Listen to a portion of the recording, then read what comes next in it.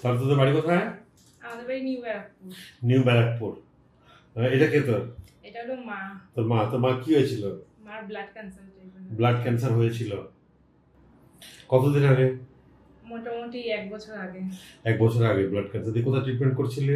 NRS, তারপরে এনআরএসই বেশিরভাগ হচ্ছিল। তবে সাগরদাতে ব্লাডের জন্য বা যা হচ্ছিল। কতদিন পর পর ব্লাড দিতে হতো? আগে 1 মাস, তারপর 15 দিন, তারপরে 2-3-4 দিন অন্তর অন্তর। 3 দিন 4 দিন পর পর ব্লাড দিতে হচ্ছিল, কিন্তু ব্লাড দাঁড়াচ্ছিল না। দিয়ে তারপর ওখানকার ডাক্তাররা কি বলছিল? ওখানকার ডাক্তার শুধু রিপোর্টের পর রিপোর্ট করছিল, কোনো রকম ট্রিটমেন্ট করছিল না। কোনো ট্রিটমেন্ট না, শুধু রিপোর্টের পর রিপোর্ট, শুধু ব্লাড দিয়ে যাও। হ্যাঁ, ব্লাড যতদিন না মানে রোগটা ধরা পড়ছে ততদিন ব্লাড দিতে হচ্ছে। দিয়ে ব্লাড দিতে দিতে তোরা হয়রান হয়ে গেছিল।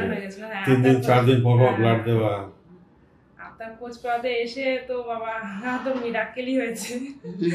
আমার এখানে সে মিরাকেল হয়ে গেল।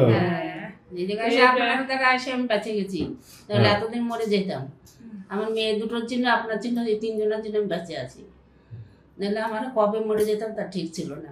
আর আমার তো কেউ নেই, 2টো মেয়েই আছে।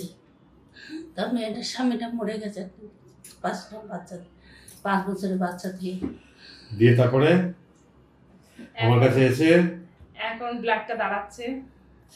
আমার কাছে আসার পরে ব্লাড দিতে হয়নি। না, আর এসে তাই দিইনি আমি কোনোদিন। আর আমার কাছে যখন দিতে আমার কাছে যখন এলি প্রথম, তখন সপ্তাহে না 3 দিন 4 দিন পর পর মানে দাঁড়াচ্ছিলই না ব্লাড। 3 দিন 4 দিন পর পর রক্ত দিতে হচ্ছিল। যে আমার কাছে যখন এলি তখন হিমোগ্লোবিন কম ছিল, কিন্তু তবুও আর ব্লাড দিতে হয়নি। না, দেওয়া হয়নি। এবার সেখান থেকে হিমোগ্লোবিন এখন অনেকটাই বেড়েছে। হিমোগ্লোবিন বেড়েছে, আর ওয়েট বেড়েছে। ক কেজি বেড়েছে? 3 কিলো বেড়েছে। 3 কেজি ওজন বেড়ে গেছে। গুড। তারপর একটু খাওয়া দাওয়া করতে পারছে। খাওয়া দাওয়া এখন করছে ভালো। গুড, খুব ভালো। আর তো পাড়ার লোক কি বলছে তাহলে? আপনার খোঁজ নিয়ে অনেকে খোঁজ নিয়ে গেছে আমাদের বাড়ি থেকে। না, তোর মাকে দেখে কি বলছে যে তুমি অত বড় জায়গা থেকে হসপিটাল থেকে ছেড়ে এসে তুমি ছোট্ট জায়গায় গেলে ট্রিটমেন্ট করতে ভালো হবে না? না, সেই বলে কি তোর মরার হাত থেকে তোর মাকে ফিরিয়ে নিয়েছি, সেটা তো সবাই বলে। তাহলে এই বয়সে ব্লাড ক্যান্সার ঠিক হয়ে যায়, তাই তো? কাউকে দুশ্চিন্তা করার কোনো ব্যাপার নেই, ভয় পাওয়ার কোনো ব্যাপার নেই, তাই তো নাকি? চোখে জল কেন? তাহলে ব্লাড ক্যান্সার হলেই যে ভয় করতে হবে তার কোনো মানে নেই। যা পোকা ভুগলাম, মানে এইগুলো হাতগুলো আমার বড় বড় ডাক্তাররা যখন নীলতরে নিয়ে যেতাম, মানে হিমোলজিস্ট ডিপার্টমেন্টে তো দেখাচ্ছিলাম, ওখান থেকে তো সবসময় ভর্তি নিত না, ব্লাডের জন্য সবসময় আমার মানে শ্বাসকষ্ট উঠে যেত। তখন ওরা বলতো যতদিন তুমি ব্লাড দেবা তো সে মানে পেশেন্টের ভাপা আয়ু কমে যাচ্ছে। আর এমন হিমোলজিস্ট ডিপার্টমেন্ট আমার দেখছিলই না, বলছিল যে আরো রিপোর্ট করতে হবে, কোনো ওষুধের কোনো ই হচ্ছিল না। ওদের কাছে কোনো ওষুধ নেই বলে। তুই কি ওষুধ দিয়ে ঠিক করলি? আপনার ওষুধ এই কোন ওষুধ নিয়ে দেখে দেখ। বললো হ্যাঁ, বুস্টার, হ্যাঁ, লিভার বুস্টার, হ্যাঁ, এইগুলো ভিটামিন। হ্যাঁ, তাহলে এগুলো দিয়ে ব্লাড ক্যান্সার রোগীকে সুস্থ করা যায়, এবং তার প্রমাণ হচ্ছে তোর নিজের মা, তাই তো? তাহলে আর যারা ব্লাড ক্যান্সার আছে পেশেন্ট, তাদেরকে কি বলবি? 1 মাস স্যারের কাছে আসুন, বেশি না 3 মাস আগে ট্রিটমেন্টটা করুন, তারপরে আপনারা নিজেরাই বুঝতে পারবে, তারপরে দরকার হবে না আমার বলার। কত মানুষ হারিয়ে যাচ্ছে ঠিকঠাক ট্রিটমেন্ট খোঁজ না পেলে তো সত্যি আমার হয়তো মাকে বাঁচানো তো আমরা মানে সবাই আমাদের পাড়া মোটামুটি বলে দিয়েছিল, সবাই আশা ছেড়ে দিয়েছে মানে মানে মানে আমি মানে বাড়িতে আসতাম আর ভাবতাম কি মাকে নিয়ে এখনই হাসপাতালে নিয়ে যেতে হবে। 3 দিন 4 দিন পর পর হাসপাতালে ব্লাড দিতে হচ্ছে, আর ওখানে ভর্তিও নিচ্ছিল না, যে ওখানে গিয়ে নিয়ে মানে শুধু ব্লাডের জন্য ভর্তি নেই, মানে ওরা ভর্তি দিতে হয়রান হয়ে গেছিল ব্লাড দিতে।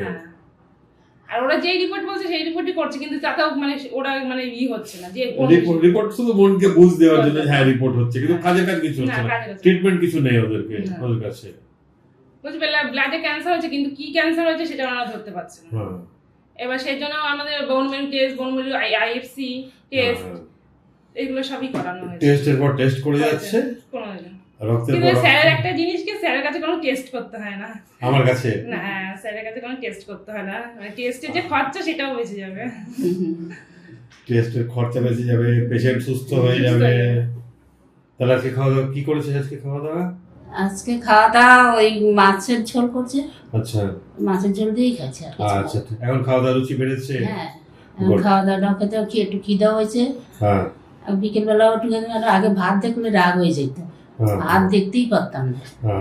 এখন এই দুটো তো সকালে দুটো খাই, দুপুরে দুটো খাই, আবার বিকেলবেলা দুটো মুড়ি টুড়ি খাই। আমার কাছে যখন তো হাত পাগুলো কাঠি কাঠি হয়ে গেছে, এখন একটুখানি চেহারাটা এখন ওজনটা অনেকটা বেড়েছে, চেহারাটা ভালো। এখন সংসারে কাজ কাম করছেন কি একটু? হ্যাঁ, একটু টুকটাক করতে পারছি। বাহ, খুব ভালো।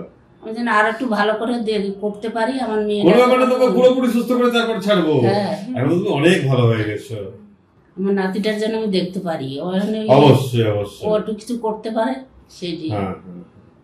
আপনাদের না আসলে যে কি অবস্থা হতো তার ঠিক ছিল না।